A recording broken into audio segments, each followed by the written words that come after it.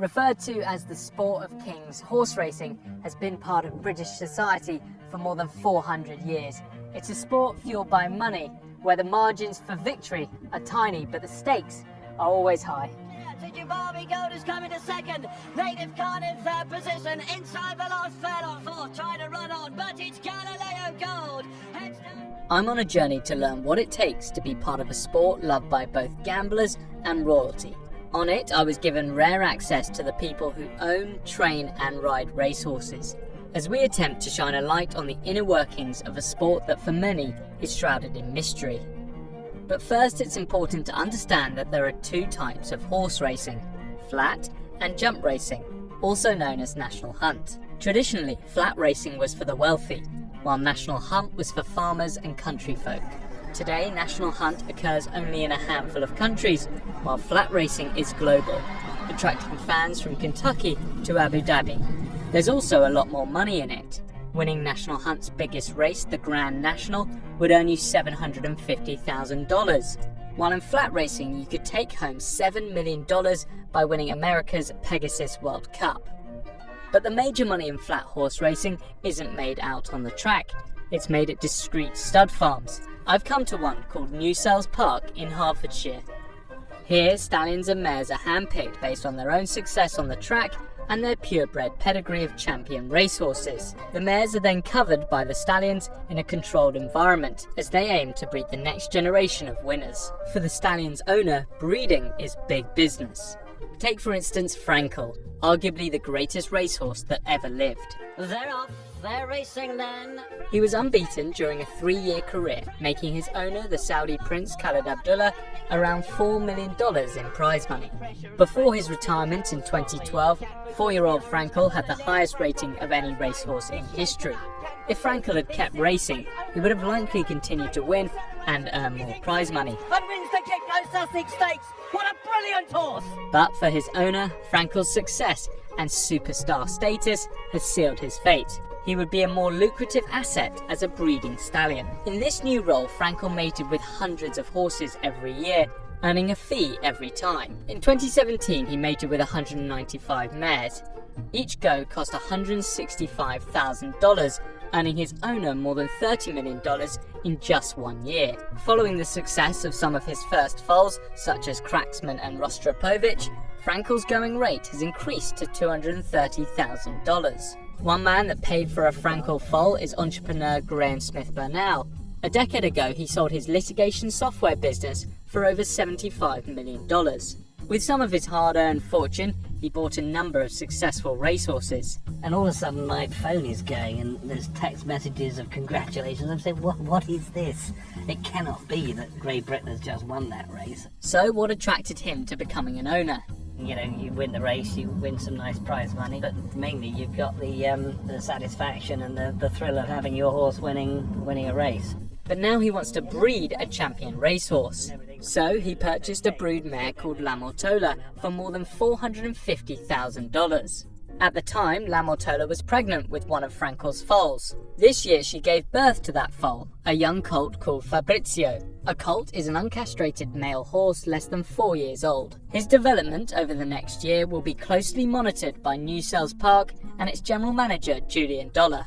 Our job is not to mess things up, really.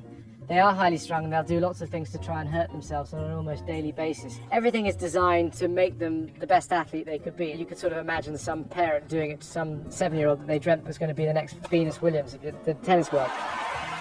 He's all in proportion, he's what I call well balanced. Did he just bite? He did. He's a snapper. What's changed over him? He's now 3.5, nearly 4 months, hasn't he? Just looking for the overall, when I say balance of the horse, it's just, as I say, it's making sure everything sort of fits together. We want him to have a little bit of roundness over the top, a good bit of muscle across his back, and then here, you know, good bit of hind quarter, which he has, because that's where the power comes from. He's got a good proportion of form. He's not too light. The muscle here, that's of course very important. He looks very chilled out in the sun today. He's half asleep, but that's good. That's good because it says he's got a good, relaxed temperament. If I was going to criticise the horse, it would just be that he's a touch small. But the most important thing is he's all in proportion, everything flows together, he walks well, he looks quite athletic. It's hard to breed horses. It's bloody hard to breed horses. It's much easier to go and buy a racehorse, and so it's nice when you get one like this. But is Fabrizio's owner happy with his progress, and what does his future hold? It's a hobby and it's fun, and I'm not doing it because I think I'm going to make money from this. This is a really, really enjoyable hobby to be involved with. But you have to be thinking in part with your head as well, and you've got to, otherwise it just doesn't make any sense. If Graham does decide he wants to sell Fabrizio, then he has got options. He could sell it either through a private buyer, or he could take it to auction. This is Tattersalls, the oldest bloodstock auctioneers in the world and the largest in Europe. It sells over 10,000 horses every year. Now, one of the advantages of coming to auction is that the horses all come to you. On average, how much money is being spent at one of these auctions? It varies considerably. At a sale like this one today, there'll probably be turnover of around 5 million guineas. A guinea is £1.05. It's used for determining professional fees and auction prices. Horse racing is a lot about gambling, and that's for a lot of people the entertainment factor, and you get a little bit of that here as well, don't you? Yeah, undoubtedly the adrenaline rush that you get bidding, might help you have another bid or two. A high cost of a horse doesn't translate to a champion racer. No, that's one of the great things about the game, is that there's no guarantees. Your person who comes along and buys a cheap yearling, so say 10 or 20 grand, can still hit the jackpot. Two men that are trying to do just that are trainer Hugo Palmer and bloodstock agent Mark McStay. They've agreed to give me unrestricted access as they work to find the right horse for the right price. It's a great industry to be involved in. Most wealthy people can't afford to buy Manchester United or Chelsea or Tottenham Hotspur and win the Premiership. But if you walk into that ring in Tattersalls here and you had £500,000, you could have bought Australia. You won a derby. Most people who come into horse racing as potential owners or new people to the sport are uninitiated, and they need to find someone they trust. I, as a bloodstock agent, would sell myself on integrity, and hopefully that's why people will be attracted to me, come to me for my advice, and I'll hopefully point them in the direction of a nice horse or a nice trainer. Today, Mark and Hugo are on the hunt to find a horse for Hugo's yard. They'll be looking at several, but for Mark this is the last stage after weeks of research. He's prepared a short list of horses from the hundreds up for sale. Now, together, they need to make their final decision.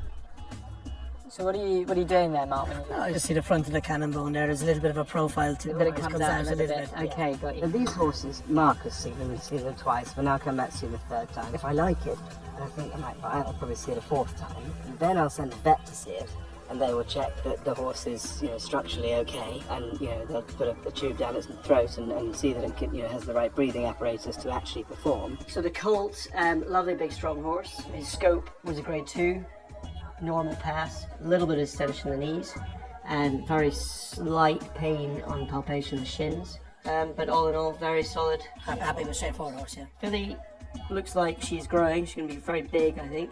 High behind. She's lame in front. Okay. I would not be proceeding without getting some x-rays on those knees. Okay. The time for talking is over. The horse they've decided to bid on is lot number 186, a young colt called Havana Gold.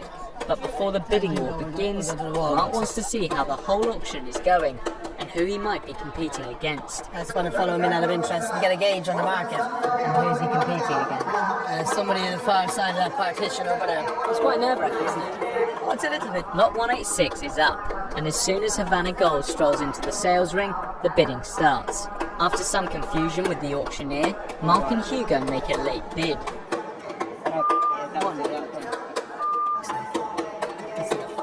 But is it enough?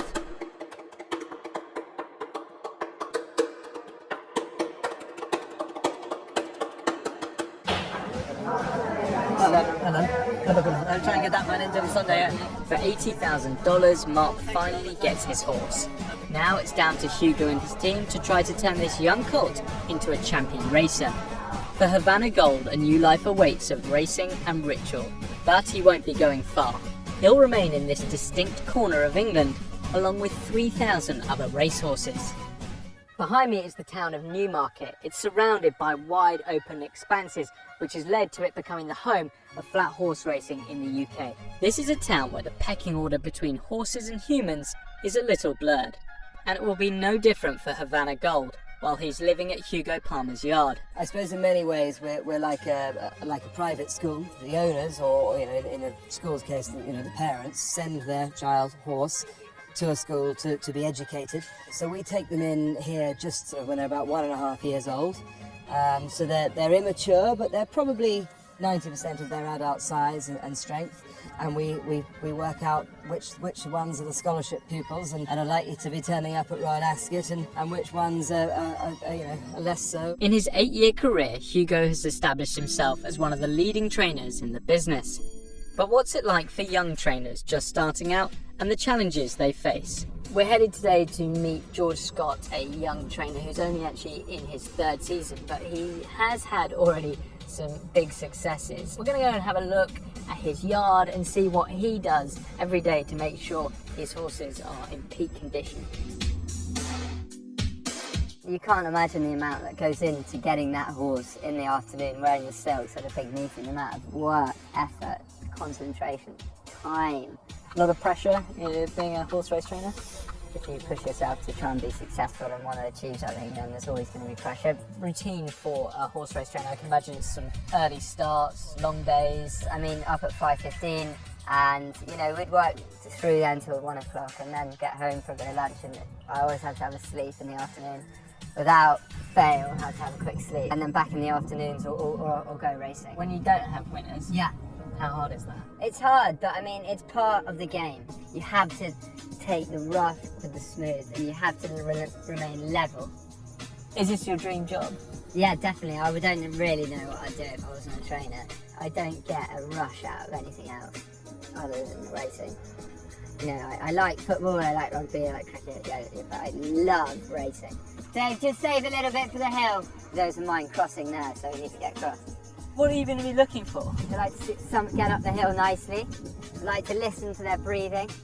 The horse in second's are struggling a bit, but he hasn't been up here at all before. The horse in front's doing well, and we're going to walk across and talk to them. So I'd like to get a comment from each rider. Are you hanging on in there, Fletch? She's done well, hasn't she? Yeah.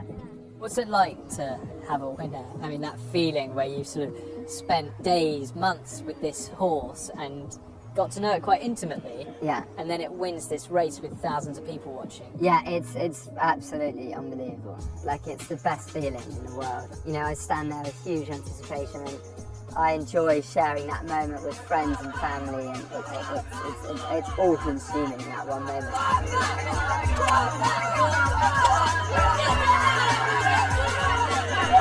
And it puts all of the bad days just out the back door. It's an incredible moment. Moving up size, Dragon's Tail, another bat. That moment of crossing the line first, riding a horse at 40 miles an hour, is an experience felt by only a select few. Fran Berry has been a professional jockey for more than 20 years. I can still remember my first winner, and like it was yesterday, and I think that if the buzz you get leaves you, then it's time to give up. The routine of a jockey must be pretty brutal, losing weight and keeping yourself fit and strong at the same time. How tough is that? It is quite tough. I'm 37 now, I kind of know what I can and can't do, but the biggest thing is as a jockey is your weight. You have to find the time to keep yourself right and eat and do everything properly. It takes a bit of application. Eating disorders amongst jockeys, is that a thing? Yeah, I don't think it's any secret. Maybe more prevalent in the United States. They call it flipping, I suppose, which is a form of bulimia. But I've come across it worldwide, and it is an issue. What have you had today, for instance, in terms of food and drink? I had a 2-egg omelette this morning. That wouldn't be every day. Some days you're a bit restricted. I'll exercise more and cut down on the fluid intake. I've done a few laps of the track just to get my weight back to its normal level. And so you would have sped walked the track or round the track?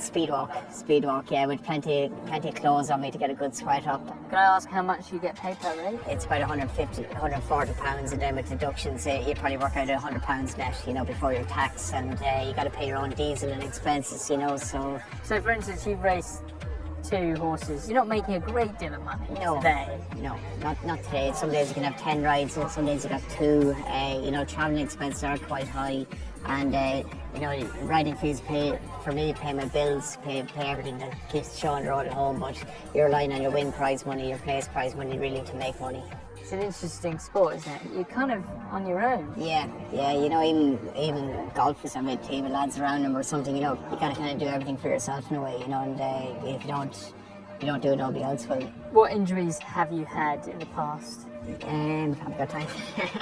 I've broken both my ankles. I've dislocated my right ankle, fractured my left. I've had a T9 fracture, a C6 displaced fracture of my vertebrae, a T3 compressed fracture, fractured sternum, fractured shoulder blade, nine ribs on one occasion on the same fall. So yeah, I've had more than your average flat jock injuries. Some days you think you're having a bad day, you have 5 or 6 rides, they all get beaten, and maybe people aren't happy with you or something. But if you can get into that car and drive home, you haven't had a bad day, and that you're safe and sound.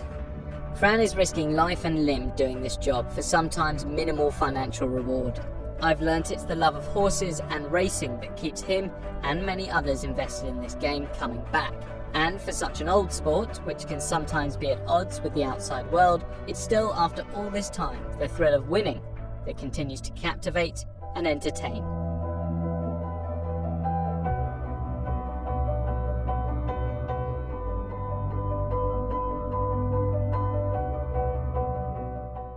Hi guys, before you go, why don't you check out more of our videos here and remember to subscribe to the channel. Cheers!